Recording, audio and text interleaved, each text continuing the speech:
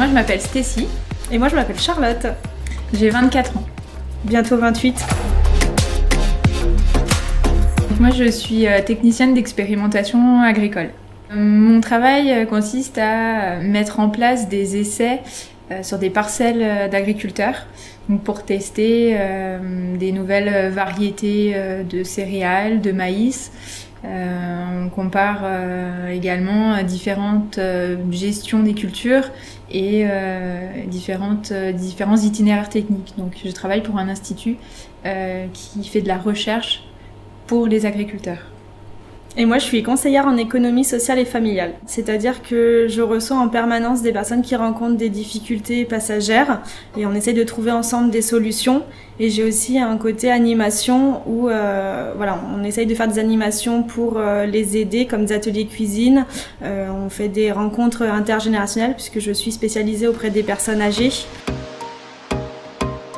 Oui, alors moi, j'ai 2 passions. La première, la randonnée. Me balader, partir en rando, seule ou à plusieurs, c'est toujours un moment où j'évacue tout ce qui s'est passé dans la semaine et je vais me balader. Et puis j'aime bien lire aussi, je lis beaucoup, des romans, plein de livres différents. Et moi, pour ma part, ma passion, c'est la danse orientale. Ça me permet de me libérer, de voyager, et j'ai aussi la passion des voyages. Donc le Trophée Rose des Sables, c'est un rallye 100% féminin que l'on peut faire en 4x4, en quad, en moto et en SSV. Donc nous avons choisi l'option 4x4. Nous allons partir de Bourgoin, toutes les deux, dans notre 4x4. Nous allons rejoindre toutes les autres filles de l'édition 2019. Nous allons toutes nous rejoindre au village départ qui se situera dans le Pays Basque. Et puis ensemble, nous traverserons l'Espagne, nous prendrons le bateau et nous rejoindrons le premier village au Maroc, premier village départ du rallye. Sachant que le rallye, ce n'est pas une course de vitesse, c'est une course d'orientation, puisque au niveau du classement, nous ne vont pas prendre en compte le temps que l'on va mettre chaque jour. Mais le but, ce sera vraiment à l'aide d'une boussole et d'un roadbook, de passer au plus près de l'itinéraire qui aura été tracé par l'organisation. Donc du coup, ici, on a choisi le Trophée Rose des Sables parce qu'il vient en aide à 4 associations. Donc comme disait Stécie, notre village départ est au Pays Basque où on soutient la Croix-Rouge française. On doit acheminer minimum 10 kg de denrées alimentaires non périssables par équipage. Notre objectif, c'est d'en amener le plus possible, bien sûr. Donc ensuite, on va traverser l'Espagne et quand on rejoint le Maroc, on va rencontrer l'association Enfants du désert qui vient en aide à la scolarisation des enfants et notamment des jeunes filles. Donc là, on va acheminer minimum 50 kilos de dons. Donc les dons, c'est tout ce qui est fourniture scolaire, jeux, jouets pour les enfants, des vêtements, matériel informatique, matériel d'hygiène, donc brosse à dents, dentifrice... Voilà, tout ce qui rentrera dans notre 4x4, en tout cas, on pourra y emmener avec nous. Et on soutient également 2 autres causes, qui est le cancer du sein, parlons-en, puisqu'on part à l'occasion d'Octobre Rose. Donc il y aura une photo symbole faite dans le désert avec toutes les participantes qui sera relayée par les médias pour sensibiliser les femmes au dépistage du cancer du sein. Et il y aura aussi, en moyenne, c'est 5 000 € qui est reversé à l'association pour la recherche. Et ensuite, on soutient l'association Le Club des Petits Déjeuners qui est basée au Québec, puisqu'il y a de plus en plus de filles québécoises qui nous rejoignent sur l'aventure. Donc c'est une association qui vient en aide aux enfants, qui leur apporte un petit déjeuner équilibré le matin, puisqu'ils se sont rendus compte que les enfants allaient à l'école le ventre vide. Donc voilà, leur expliquer ce qu'est un petit déjeuner équilibré, l'importance d'en prendre un tous les matins. Et là pareil, donc chaque kilomètre parcouru, ça sera $1 reversé à l'association, et en moyenne c'est entre 5 et 6 000 $ pour cette association. Et tout d'abord au niveau du 4x4, donc on va se former pour tout ce qui est l'orientation, donc la lecture du roadbook, des boussoles et aussi le côté mécanique.